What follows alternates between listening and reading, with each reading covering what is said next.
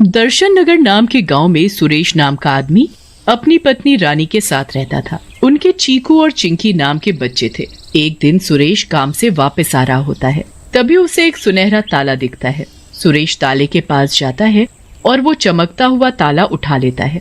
वो ताला खुला पड़ा होता है। अरे वाह, ये तो सोने का ताला है, लेकिन इसकी चाबी कहाँ है? सुरेश बहुत देर तक यहाँ वहाँ चाबी ढूंढता है, लेकिन उसे चाबी कहीं नहीं मिलती। सुरेश उस ताले को लेता है और अपने घर लेकर चला जाता है और अपनी पत्नी रानी को दिखाता है। ये देखो भगवान, मैं क्या लाया हूँ तुम्हारे लिए। रानी सोने के ताले को देखती है और बहुत खुश हो जाती है। अरे वाह चीकू के पापा, ये तो सोने का ताला है, लेकिन तुम्हारे पास इतने पैसे कहाँ से आए? फिर सुरेश रानी को ताले के मिलने की बात बताता है। ये तुमने ठीक नहीं किया जी, ये हमारा नहीं है, आप इसे जहाँ से लाए हो वहीं रखाओ। ठीक है रानी, मैं इसे रखाऊंगा, लेकिन अभी तो रात हो गई है, मैं सुबह इसे रखाऊंगा। फिर सुरेश और रानी ताले को अलमारी के अंदर रखकर सो जाते हैं। उसी रात वो अलमारी जोर जोर से हिलने लगती है और कमरे में धुआं ही धुआं फैल जाता है। तभी उस धुएं के बीच में से एक खूंखार चुड़ैल बाहर निकलती है। मजा आ गया, बहुत दिनों बाद बाहर की हवा मिली है। कई सालों से भूखी हूँ, पहले अपनी भूख मिटाऊं। चुड़ैल घर से बाहर निकल जाती है। चुड़ैल को रास्ते में एक शराबी मिलता है। रुक जा, कहाँ जा रहा है? मैं तुझे आज खा जाऊंगी।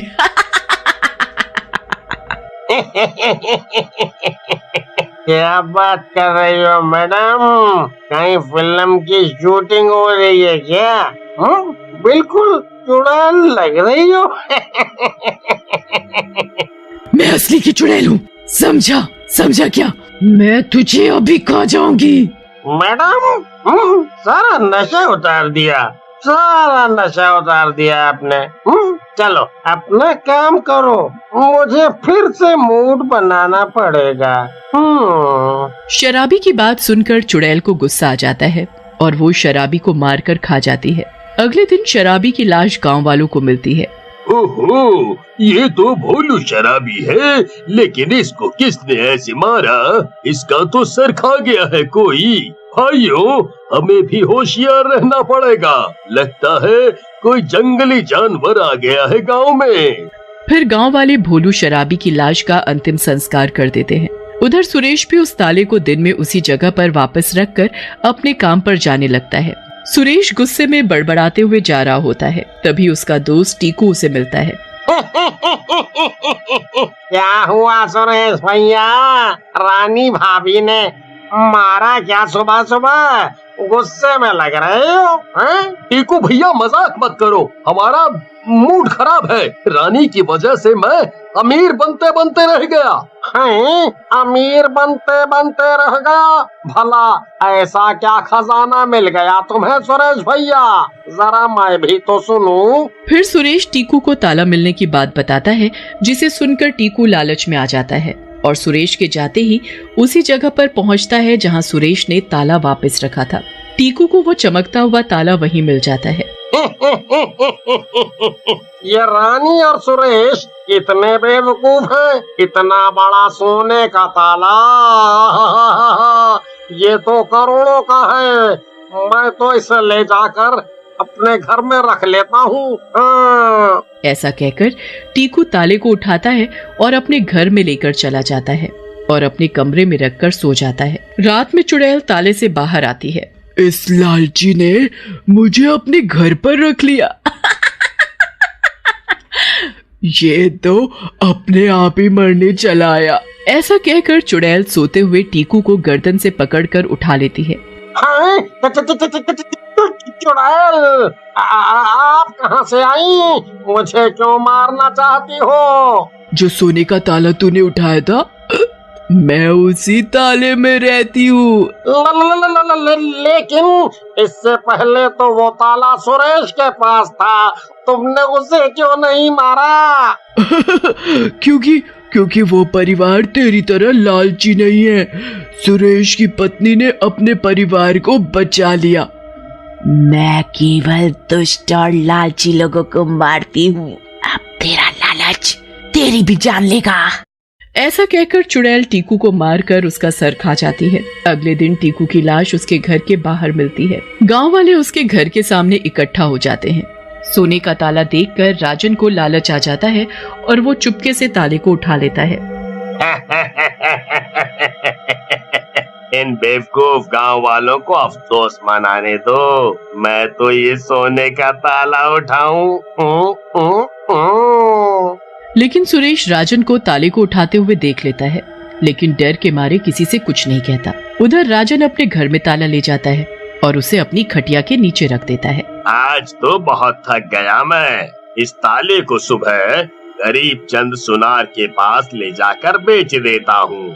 फिर राजन सो जाता है। उधर सुरेश को ताले पर शक होता है। वो राजन के घर के बाहर जाकर छुप जाता है। रात में चुड़ैल ताले में से बाहर आती है।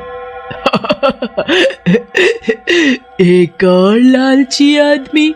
ये दुनिया तो लालची लोगों से भरी पड़ी है। ऐसा कहकर चुड़ैल राजन को खटिया समेत उठाकर खड़ा कर देती है। अरे ये क्या हो रहा है? मेरी खाट क्यों खड़ी हो रही है? कौन है भाई? कौन है? भाई नहीं, बहन जी हूँ मैं। चुड़ैल हूँ मैं। अब मैं तुझे मारकर खा जाऊंगी। ये सब बाहर खड़ा सुरेश देख रहा होता है और सोचता है, इससे पहले ये चुड़ैल मुझे देख ले और मार डाले, मुझे यहाँ से निकलना चाहिए। ऐसा कहकर सुरेश वहाँ से चला जाता है। उधर चुड़ैल भी राजन को मारकर उसका सर खा जाती है। सुरेश घर जाकर सारी बात रानी को बताता है। सुरेश की बात सुनकर रानी बोलती है, रमेश ये तो बहुत चिंता की बात है। इस तरह से तो ये चुड़ैल पूरे गांव को मार डालेगी। हमें कुछ करना होगा। लेकिन हम क्या कर सकते हैं रानी? ये चुड़ैल तो बहुत शक्तिशाली है। लगता है तुमने गौर नहीं किया सुरेश। सबसे पहले उस ताले को तुम उठा कर लाए थे, लेकिन उस चुड़ैल ने तुम्हें और हमारे परिवार को नहीं मारा। इसका मतलब वो हमें नहीं मार पा रही।